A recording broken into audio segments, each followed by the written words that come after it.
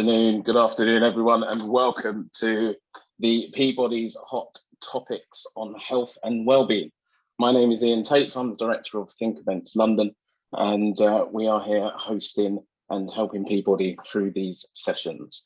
So we have some fantastic speakers this afternoon for you. We want to try and keep to time.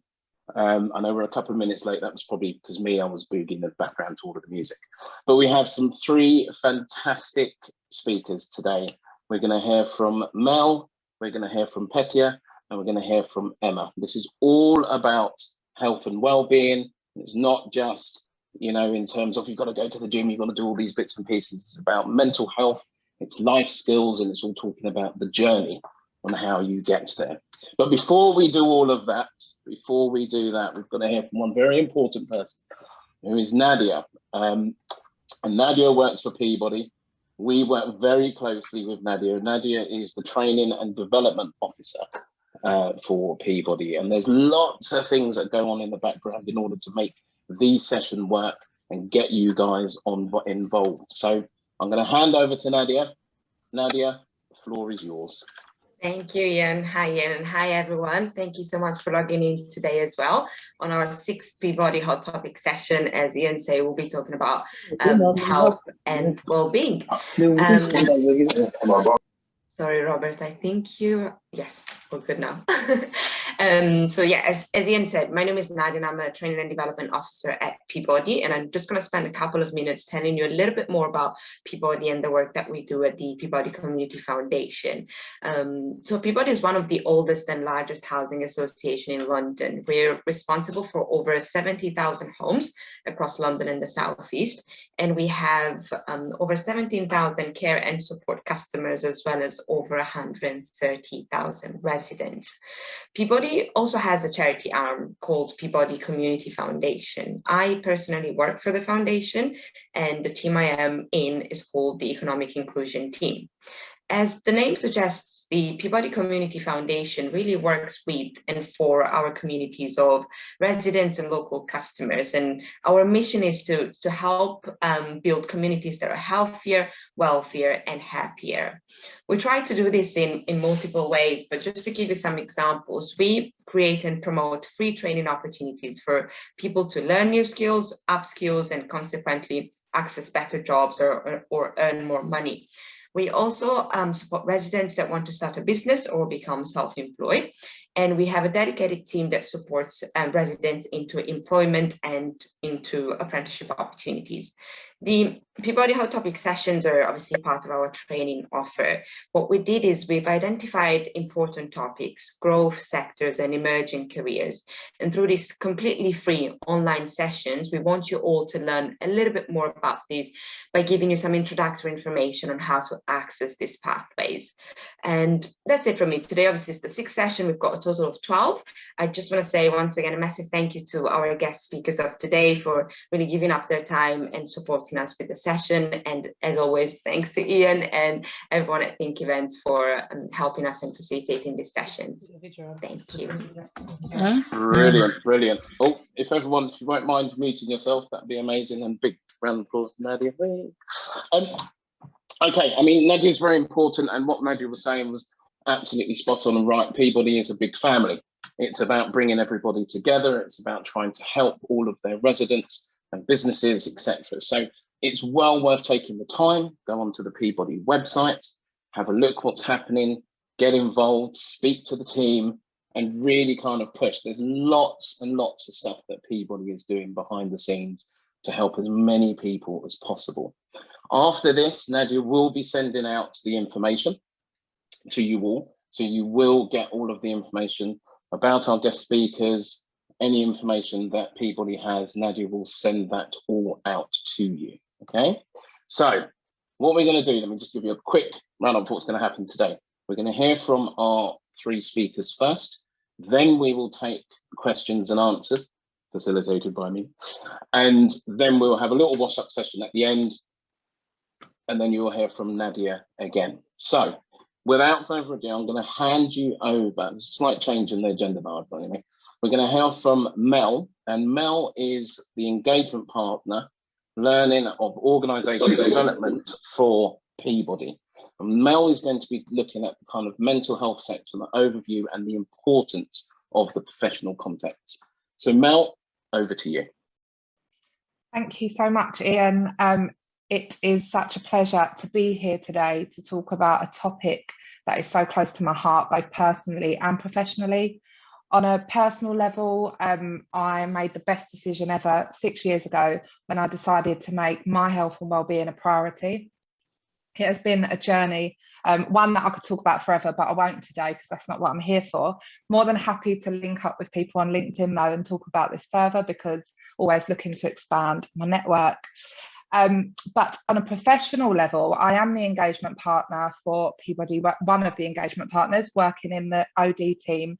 And I have the absolute pleasure of being able to spend my days leading on the internal health and wellbeing portfolio for Peabody. So we offer such a wonderful service to our customers. So big part of my role is making sure that we do everything that we can to make sure that our colleagues feel happy, healthy and well to be able to provide that service.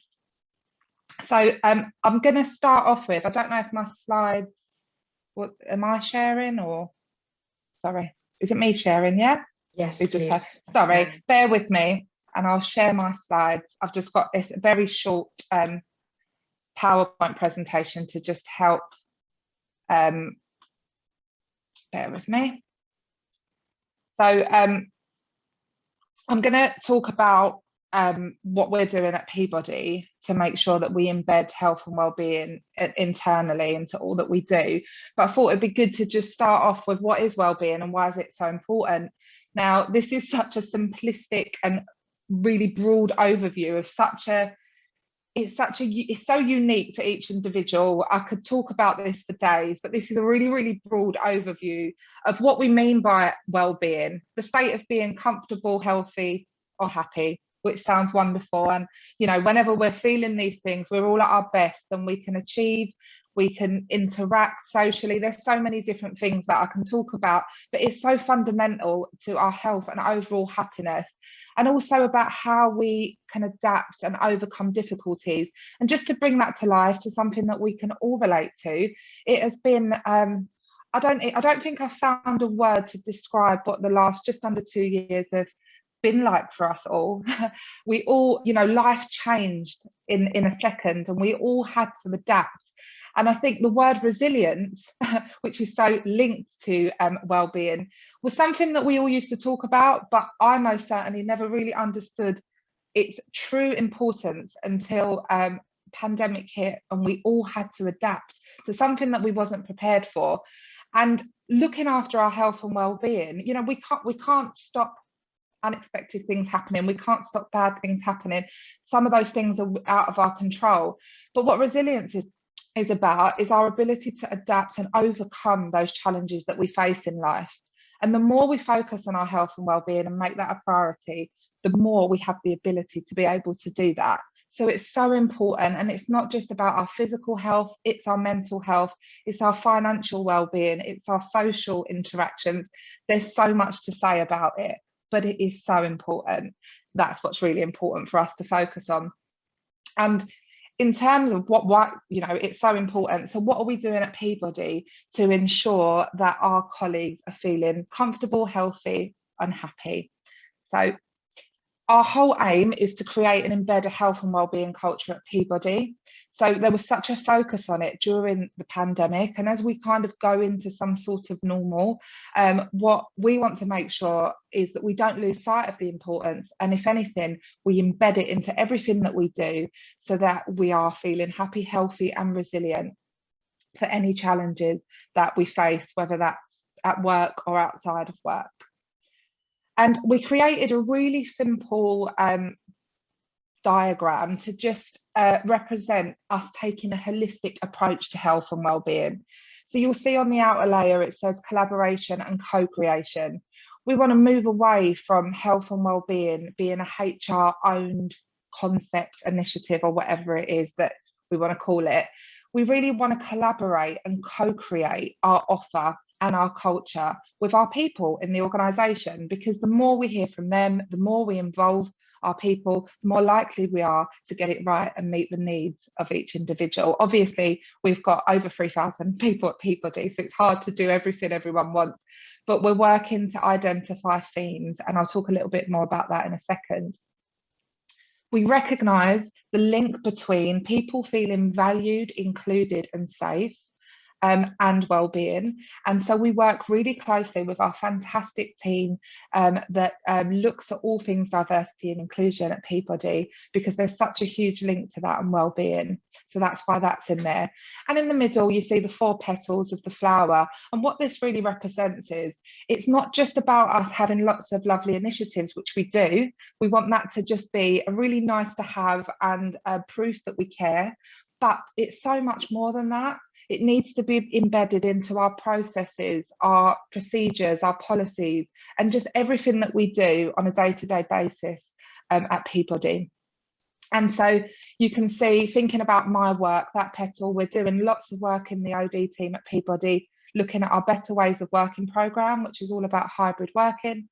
So people being able to own the way they work, to have a better work-life balance. People being able to design their own work, so they're focusing on things that they're really motivated and passionate about. And I know most definitely how much that helps me to perform, being able to work on health and well-being and being something that I'm so passionate about. The environment, vital. We, our health and safety team, we have to make sure our environments are fit for purpose. And in terms of my relationships, we know that relationships play a key part in our well-being, and that social interaction or that connection. And we recognise the fundamental role that managers play in supporting their team members and in terms of their well-being. So there's a lot of development going on for managers, because we don't want to assume that every manager feels confident and comfortable talking about well-being or recognising any signs or indicators that there might be a problem. So we're doing lots of work there with managers to make sure that there is a consistent approach across the business, and everybody feels comfortable and confident to have those conversations and support each other.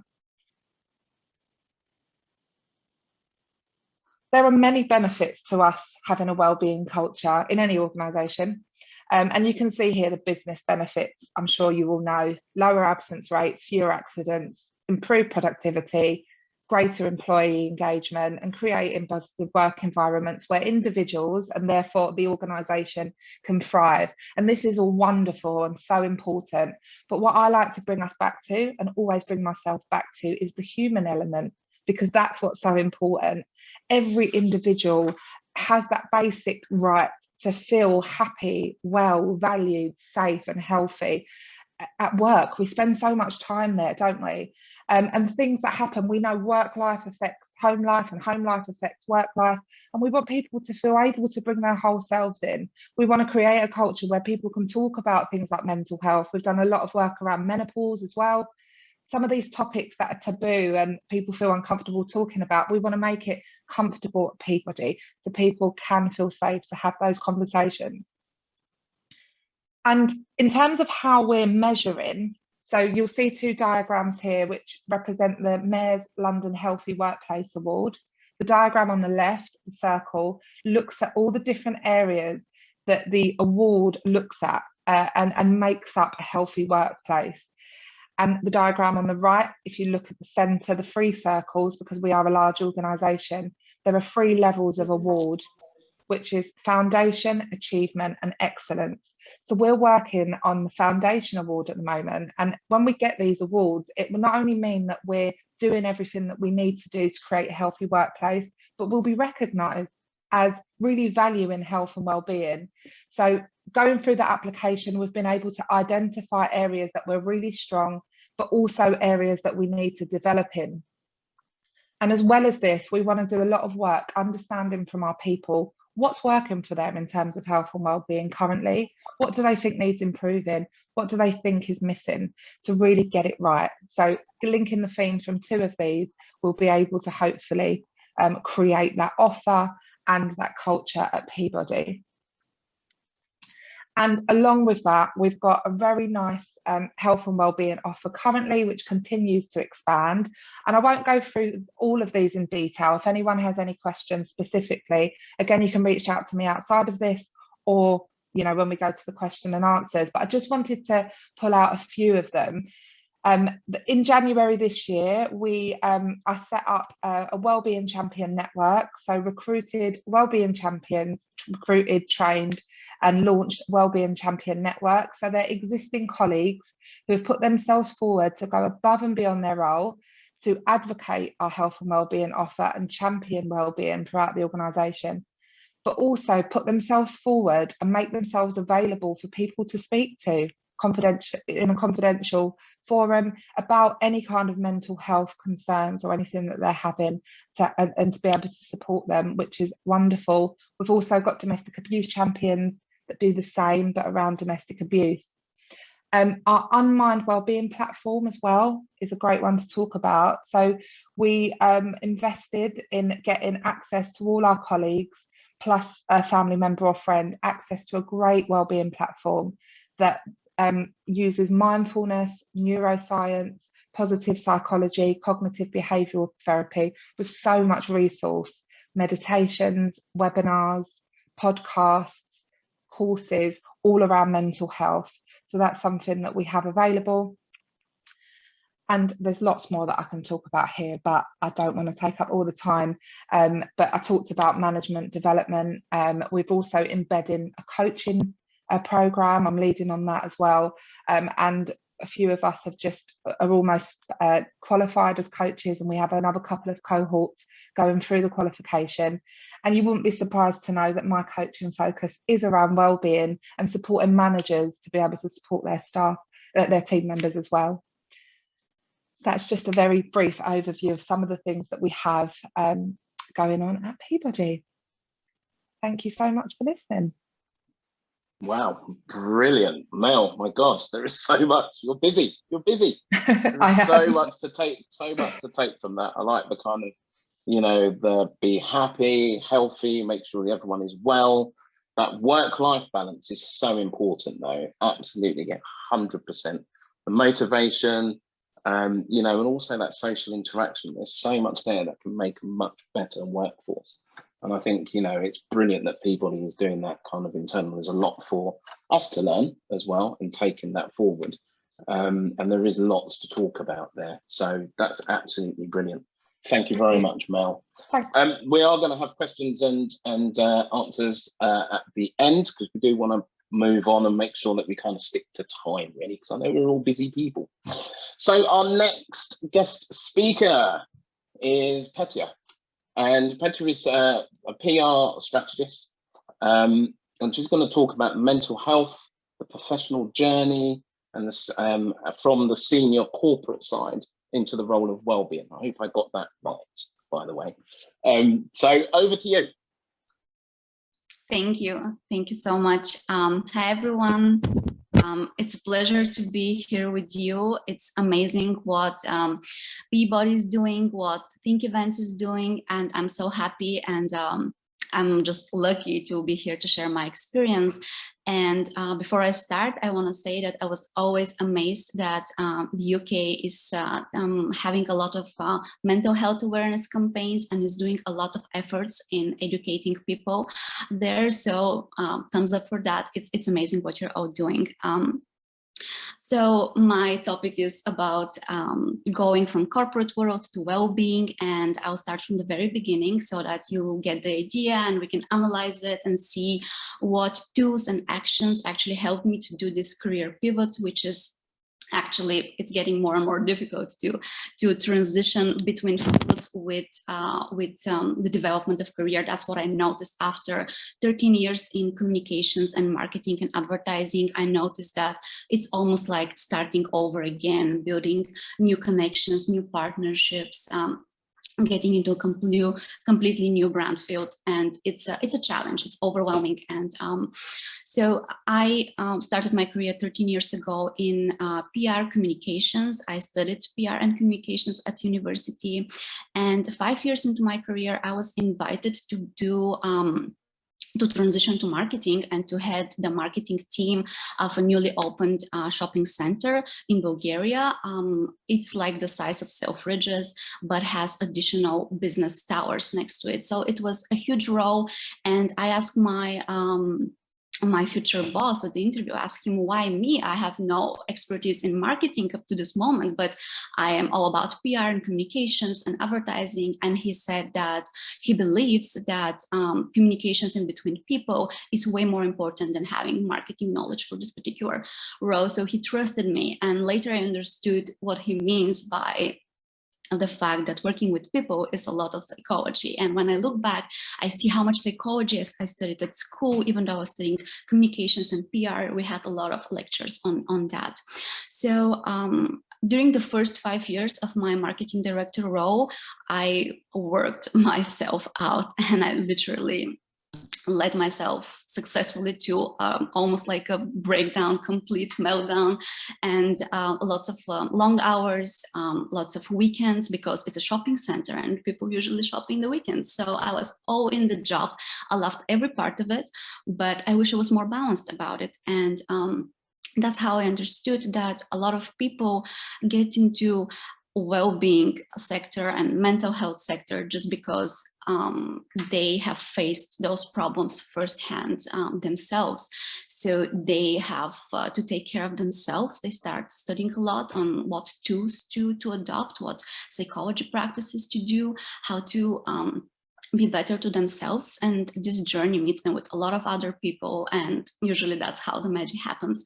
So for me, I started a master's degree in psychology when I was around 27 years old. Like, this was way later in my marketing career. And in the same time, I started yoga teacher training. And the two of them actually were a very good match, because one was helping a lot for my brain and mind to calm down, to get more mindful, to be more present. I adopted meditation practice on daily basis. And the other one was giving me practical knowledge and explanations about stress, depression, lack of satisfaction, all those topics that were bothering me on a daily basis at work, because I have reached a point when I was super happy in my career, but I was wondering what's the next thing. I didn't want to spend the rest of my life selling handbags and shoes. There's nothing wrong about it. It's just I have already done my best by putting almost like 7-8 years into it. So I wanted to see how I can contribute more to the society by using my communication knowledge and advertising knowledge into a more sustainable direction that includes bringing light on different health challenges, mental health problems, societal challenges. What helped to me a lot was that during my career, I have volunteered a lot, and I have also taken part in health awareness campaigns. So I was thinking, maybe if I continue doing that, I will start gaining new knowledge and new practical tools and expertise into these new fields that are not my my expertise at the moment. So I really went in there and started working for free and volunteering, and I supported places like yoga studios, yoga events. I was doing their communications, but was trying to add that mental health awareness in my mind by sharing what I've already learned through my personal experience, my personal fight with depression and anxiety and stress, trying to channel this knowledge into helping those different institutions and small businesses into their development. And in the end, it's always been my top priority to be helpful of the people who are going to read this information, who are going to visit those businesses and places. So when I took care of my personal problems and restored the balance inside me, and I was having this experience of volunteering, and I also did a big transition at work because my main goal was to be helping to sell the shopping center to new investors.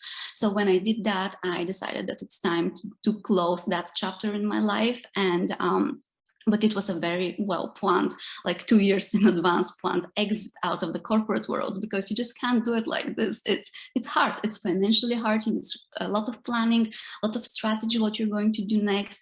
And even though I had all this behind me, I still felt super lost the first year of my transition out of the corporate world, because for all my life that was what I knew. I didn't know how to be a freelancer or how to be on my own. So this opened another questions on how we deal when we're working from home, when we work on our own, when we don't see a team, when we don't have a team who is there to work with us, to support us. You do everything on your own. And that's when I continued like trying to build connections, trying to build knowledge, trying to maintain my previous routine, which is meditation, yoga on a daily basis, reading a lot, networking with people, trying to find ways to be helpful no matter what.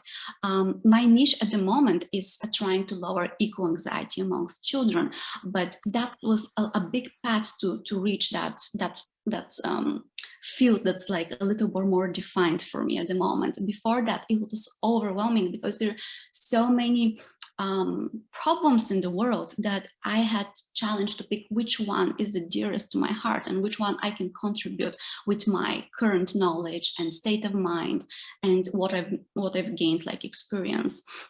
So I think that when we talk about career change, no matter what field you're coming from, it starts with reading and working on ourselves, trying to gain that new knowledge that we want to be experts in. Volunteering is a big part, and that's why I like that there are a lot of opportunities for volunteering in UK, and it's a great way to build connections, to start a new community, to enter a new field, and to gain new knowledge, and also see how you can utilize your personal current knowledge, because we all have professional history. We can't scratch it back, and we can do the best by learning from it, taking the best things that we have done, also considering our mistakes in this career, seeing how we can we'll learn from them and make the most out of them, and just have the best intention in our mind and in our everyday work that we do. So yeah, I really support volunteering before career change. And my other main highlight for today, I see that I have spoken for 9 minutes. I have one more. So I want to say that it's very crucial to see how we can bring mental health in our jobs right now today, because probably most of us work with people. So when we have a lot of people at one place, even if it's virtual place, we have potential to talk about mental health. And this is a great way to start experimenting at your current job, start talking with your current managers, how we can improve the environment, how we can make it more sustainable in terms of mental health, and how we can help our colleagues, our friends, our partners. And I believe that everyone can start working in mental health, even right now, by just looking around and seeing how they can be of help. And I have several resources that I would like to share with you. I'll put them in the chat. It's like a book that helped me, someone in UK that I follow, like HR coach who also talks a lot about mental health and produces amazing content on LinkedIn. And I would also be super happy to bring this conversation on LinkedIn. I will share my link there as well. And I'm looking forward to your questions. I hope that I was helpful. If something is not clear, I'm ready to dive into discussions and to tell more about it. Thank you. Thank you, Ian. Brilliant, absolutely brilliant. You could feel the passion there, can't you? I mean, you're absolutely right. It's about, that transition, from the corporate world coming into doing your own business or looking after your own self, that stress that you have, where do you channel that? How do you channel that? You need that support, and sometimes you don't have that support, and it's who do you turn to? So absolutely right, going to networking events, taking up some sort of, like you did, yoga, or going to the gym, or playing tennis, or just even going for walks, go to the woods. Love your background, by the way. Go to the woods, whatever it is you need to do. You've got to channel that energy and get those stress levels out and down, and then find yourself. and build those new, better contacts for yourself. So brilliant, thank you very much, thank you for that. That's excellent. Our last speaker is Emma, and Emma's going to be talking about really that whole journey to become a life coaching expert, and how we can kind of look at other ways of the health and well-being. So Emma, over to you. Thanks very much, Ian, and really interested in what Mel and Patia have just said as well. I can relate a lot to your journeys. So I'm just going to talk a little bit about my kind of work journey, and then move into well-being and explain where I am now. So my work journey started off in the private sector quite a long time ago now, and similar to Patia, I was in marketing and communications in the corporate world. And I got to my mid-20s, and although I loved the process of marketing and communications, I was not motivated by the products that I was marketing. And so what I did at that time was that I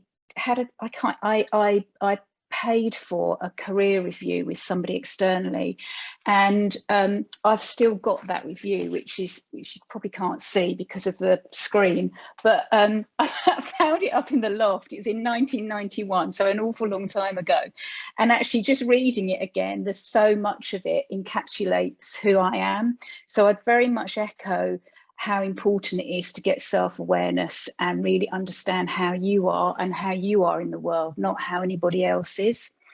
I then, from that point, decided very long, not a long process, but in a nutshell, I then ended up moving into local government, and I was a marketing manager for a local authority in their leisure services. And that was quite deliberate, in that I really believed in the services that they were providing. And I then had a 30-year career in local government. I met some absolutely amazing people, inspiring people, clever people, people that are so committed to serving the citizens that they are working for, which very much is aligned to what Peabody is about too. And my role throughout all of that process, the key theme was around change and supporting organisations and teams and individuals around change. And you know, that has never been more apparent than the pandemic and what we've been working in and continue to work in over these last 18 months or so. So in parallel, so actually before I move on, just some key learnings for me, with definitely self-awareness has been very, very important. I think also taking personal responsibility for your own career development, your own well-being, your own life, really, what you want out of life. You know, your line manager and your organisation will be there to support you, but you've really got to think about what you want, and saying yes to opportunities that might come about for you. So I had a couple of key pivotal opportunities. One was an acting up position that led into being a head of service, and then was a stepping stone for other things. And another was being asked to take on the technology department, which I did, which again led me on to other things. None of those things were easy, and they don't always necessarily work out in the way you want them to, but I can guarantee you will learn something about yourself and where you want to go next. So a couple of things that kind of happened in parallel through my working life is that I too have had a lifelong interest in yoga, and I did my yoga training several years ago, and it's something that is very important to me, and it's been my the one area where I really feel at home. And also alongside of that, around 10 years ago or so, the organisation I was working with very much wanted all their senior managers to do a coaching course, which I did. I did the ILM 7 coaching course at the time, and I really, really loved it and continued to coach people in the workplace from that point onwards. I then changed jobs about 5 years ago, and for the first couple of years there were more pressing issues that I needed to focus on, but then I really wanted to start coaching again. So I then did a further qualification and continued to coach people, and this was something that I really started to think I'd really like to do this full time now.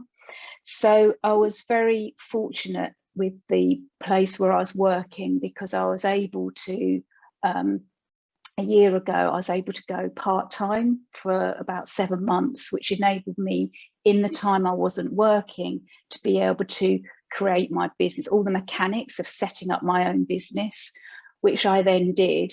And then I was able to kind of really go for it after that. So I've been running my own business, being self-employed for the last 6 months, working with individuals and teams, thoroughly enjoying it, learning so much about things that I didn't know what to do about. So even things like Excel spreadsheets, managing your own financing, in all the practical things, as well as delivering the service of hopefully being a great coach. And I would say that, I do specifically work with people around well-being, explicitly, but I would say every single person that I coach and every individual and team's well-being comes out through coaching at some point during that time that we've been working together. And kind of some of the, and I don't want to kind of oversimplify it, but some of the kind of 3 areas that I work with people on are, and they're really following the kind of body, mind and emotion side of things. So working on a daily structure is really important. If we have a daily structure, then that helps take away a lot of indecisions and anxiety that we might have during the day. And you can start to bring your working hours, you can start to reduce them without losing productivity, so that we move away from this long hour culture, which is particularly in the public sector, it is really prevalent. So that's really about allowing the mind to kind of rest in that regard, because you've got a structure. Looking after ourselves in terms of exercise and eating well is very, very important too. As Ian was saying, that what supports you. For me, primarily it's yoga. It could be swimming, cycling, walking, running, going to the gym. What the thing that you're gonna love to do. But what I would say is that everybody can do 10 minutes walking a day. And a lot of the research has shown now that just 10 minutes walking a day will have a positive effect on your well-being. So that's something to just take into account. And then finally, around kind of the emotional side of things, is around connecting with other people. It's really, really important that we do that. So it could be somebody from work, it could be a neighbour, it could be you're just walking to the shop and you see somebody and you just say hello. Just small connections with other people makes us feel better. It's as simple as that, and it's sometimes really hard to reach out to somebody, but if you do, I can guarantee you'll feel better for yourself, about yourself. So I would really stress how important it is that lots of small actions can have a big effect, and very much that's how the coaching that I do is how I work with people. And just finally, keeping a notebook, keeping a journal really helps in terms of self-awareness and self-reflections. As Patty said, there's loads of freely, widely support available out there. There's so much support, and I think what's been brilliant about COVID, it's really broken or opened up the whole conversation about well-being that hasn't really been there before. So I think that's me done on my 10 minutes, but if I've got time, Ian, I've just wanted to do a couple of minutes. I can just make it a minute breathing exercise for everybody. Absolutely. Because I think it's a takeaway that anybody can do at any time. Is that okay, Ian? Yeah, absolutely fine. Let's do it. Yeah. So if you completely optional, but what I'd like you to do is I'd just like to talk you through a breathing exercise, and all you need to do is just follow what I say. So first of all, if you just like to close your eyes and just have your feet on the ground, have your spine straight, and just allow your shoulders to fall away from your ears, and just tuck your chin in gently just to release the back of the neck. And then just take a few deep breaths in and out through the nose.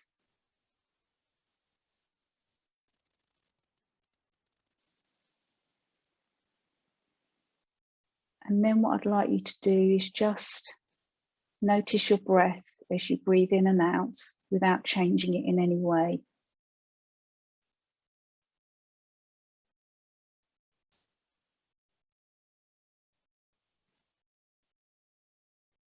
And if your mind starts to wander, just bring it back to the breath.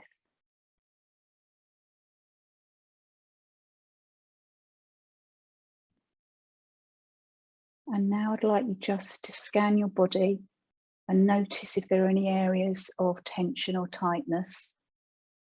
And if there is, just breathe into them, those areas, and just release the tension or tightness.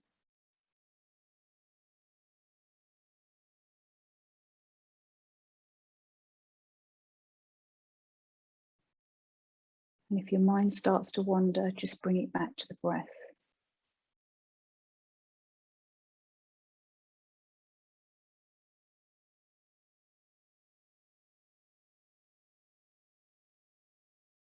And we're now just coming to the end of this short breathing exercise. And so when you're ready, just open your eyes and rejoin the session.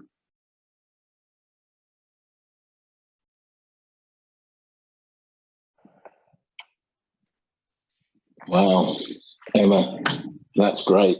It's no good for me emceeing. I went into my own mind there. Fantastic, absolutely fantastic. Emma, thank you. Thank you so much for sharing that. It's brilliant. I think, you know, all of these things about your self-awareness, taking your own responsibility, body, mind, emotions, how you connect that through together, and finding out what is the best thing for you. I think, you know, you're absolutely right. Those of us who are employment, if you've got a fantastic company like Peabody that you're working for, and they've put in all of these control measures in place for you, absolutely fantastic, and well done for Peabody for doing that. Those people who are on your own, you're starting a new business, you don't know where to turn, you don't know what you're doing, it is stressful, it is hard. Finances, the whole thing, what are you doing, where you're finding new business from, how are you going out there to get it? It's very, very hard to do. But as we've learned through all of these from our guest speakers, it is about channeling that energy, looking at your stress levels, how and where you get your support from. So if I take anything away from this as well, from these three lovely people telling us what to do, it is about finding it and owning it for yourself, really. But get help, talk to people. Peabody's got a great, like I say, you know, you can talk to Nadia, you can talk to the team.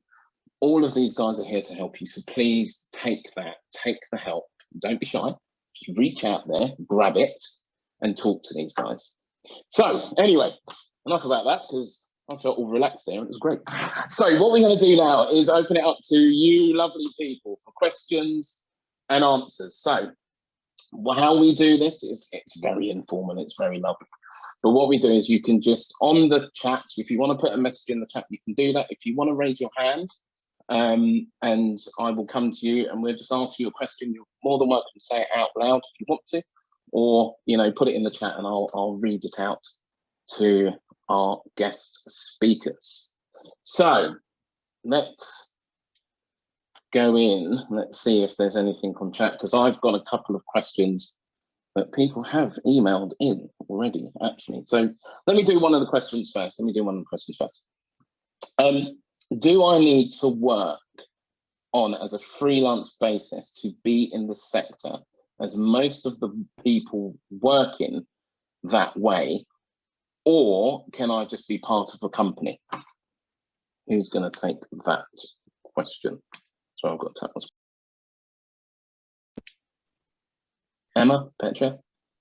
I definitely think, oh, sorry, Emma, if you want to go ahead. Thank you. I definitely think that if freelancing and being self-employed is not your thing and it's going to stress you out, definitely try to find ways to get into companies. And the human resources departments, they're going to develop even more from what it is right now. So I believe that mental health will stay as a topic, and there will be a lot of job vacancies and a lot of ways to enter companies that have this value, mental health, in their core value to take care of their employees. I see that, for example, Spotify are doing a lot. In UK, a lot of companies are doing, are having mental health departments and people responsible for mental health. So definitely think that it's not necessary to be self-employed if that doesn't work for you. That's my opinion. Okay, brilliant. Emma, Mel, do you want to add anything to this? I think that's a really good summary, and there are also organisations that like Mind Apples, as an example, that actually do a lot of work around wellbeing. So there's not only being employed as in an organisation like Peabody supporting wellbeing, being self-employed, but also working for kind of specialist companies that also deliver wellbeing as well. But I really like to support what Petra said earlier around volunteering. Anything you do, any work that you're currently doing, then I'm sure there'll be opportunities. Just start putting it into practice with the opportunities that you've got, and present themselves to you. Brilliant, thank you. We've got two questions in chat. One from Susie. Susie, do you want to answer your question? Yeah, can do. So for someone that's in their late 20s looking to transition into wellbeing out of corporate, would you say like qualifications are important? And if so, which one should you be looking at? Okay, so which one of our panelists would like to take that? Mel? Emma? All of you? Okay, Emma, go for it. I think it depends what part of wellbeing you're looking at kind of working in. And I would be interested to hear from Mel, actually, what would you be looking for from it organisationally in terms of that transition? So I think if you're moving from corporate into wellbeing, I think it's still a fairly kind of newish area. So there's a lot of self-employed people. How many people are being, because there's also, I can only talk from local government, there's a lot of public health is very much an area which is, so that's a whole different route. That's more of a kind of, do need to be qualified route. So I think it depends where. So I would first of all research yourself, what are the areas that you really want to look into, and then see what the entry levels are for that. Brilliant. Mel? Yeah, I mean, just to echo what Emma said, really. So it really does depend on what you want to do. So for me, very similar to Emma, I'm really interested in coaching. I got my coaching qualification because we're embedding a coaching culture in Peabody, but that's something that I feel really passionate about, wellbeing focused coaching. So that was the qualification I was seeking to get. But it's something that we can chat about further, Susie. We could actually have a coaching session to look at what different options will be available to you based on what it is that you want to do. Brilliant. Okay, thanks so much. Patty, did you want to come in then? Did you? Because I know you had your hand up. You wanted to say something. Do you want to quickly jump in? Yeah. I believe if you want to work like a psychologist, yes, you need education. You need to go through the whole process. It's a very responsible job. But in general, if you want to join HR department and be part of their mental health program and strategy, or if you want to be a coach, you can do a lot of online training for free. You can work a lot on your own personal knowledge through reading podcasts. There's immense resource out there. And of course, yes, you can do trainings if you can afford it, definitely. But from what I'm seeing, it's mainly experience and expertise that's valid. And so far, I haven't been asked to show my diploma. So that's what I wanted to say. I hope this is encouraging. Brilliant. Thank you. Excellent. Thanks for asking that, Susie. Very, very good question. We've got another question from Victoria. Victoria, if you can do that. Start again. Victoria, would you like to ask your question? Hi. Basically, I've been in social housing for the last 8 years, and I started off with complaints in the whole of the business.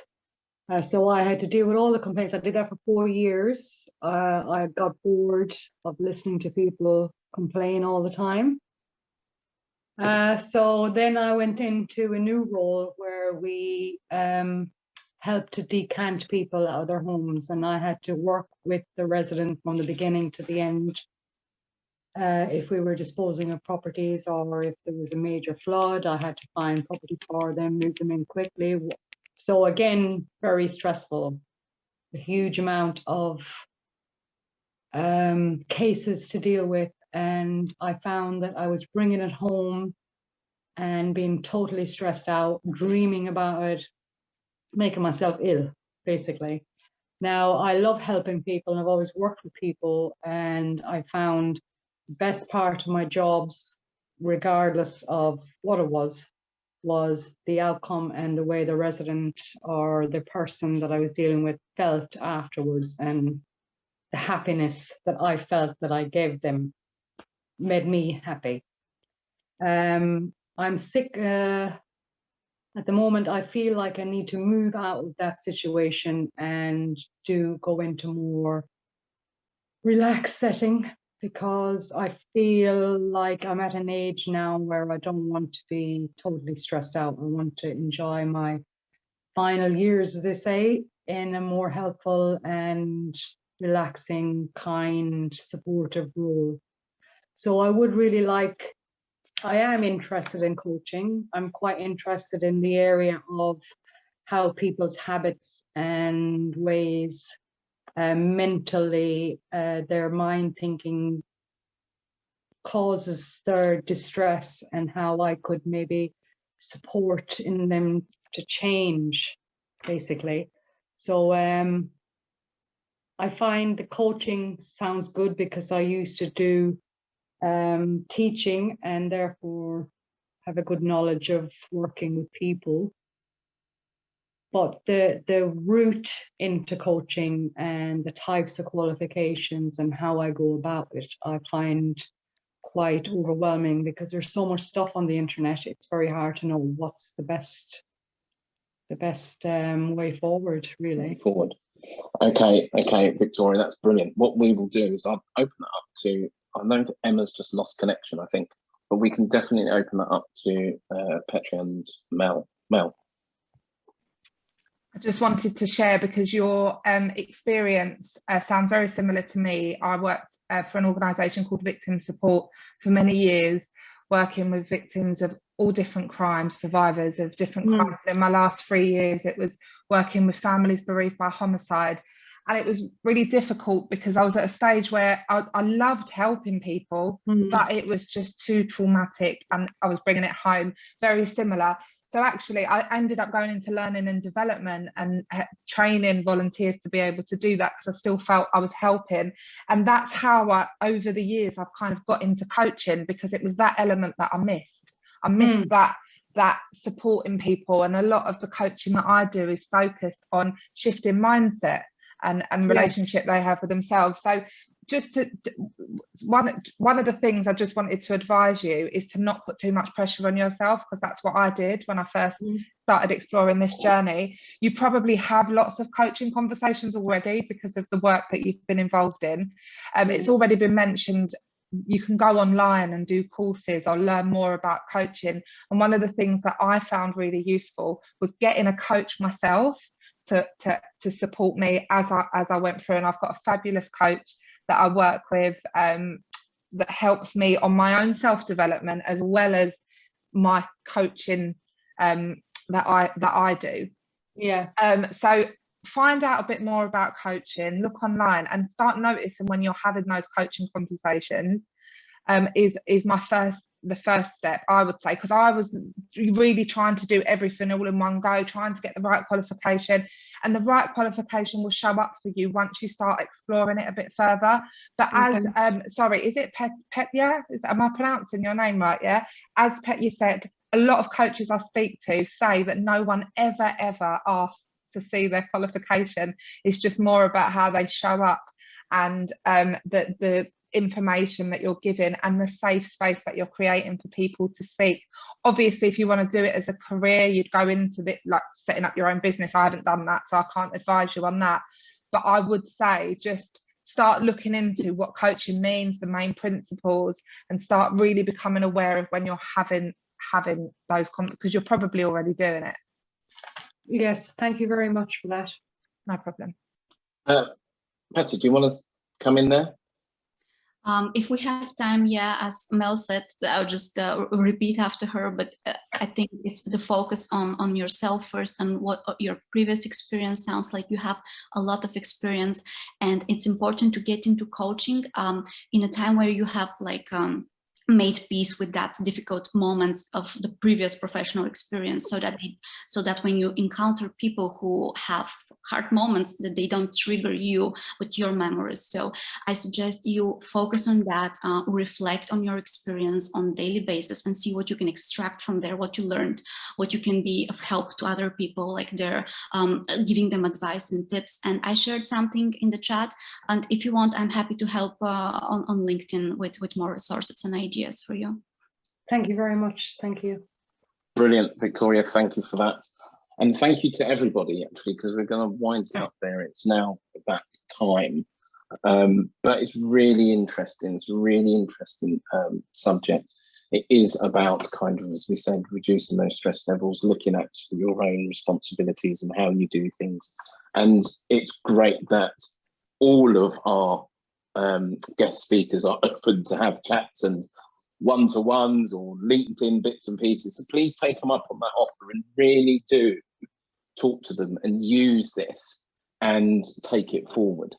I'm just going to hand over to Nadia very, very quickly to just do the kind of last minute bits and the next topics that's going to come up and when she'll be sharing the bits of information. But from me, thank you all so very much.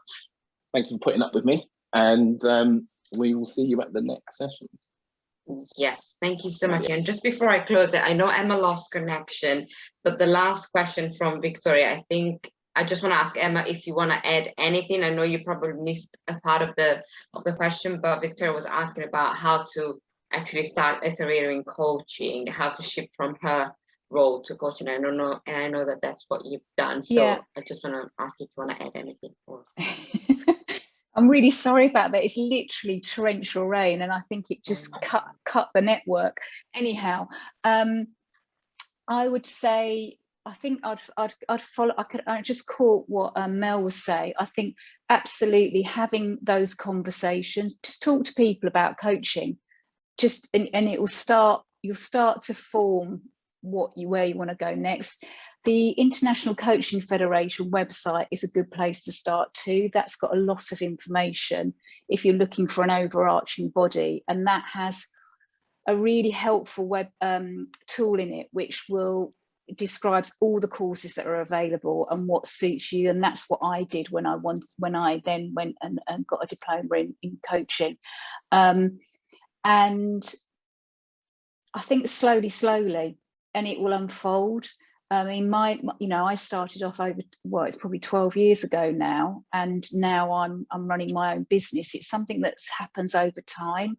But for other people, they just quit their job, start coaching, and off they go. It depends. I think again, it comes back to you've got to do what you feel is right for you. And for me, it was more of an evolution rather than a revolution, is what I would say.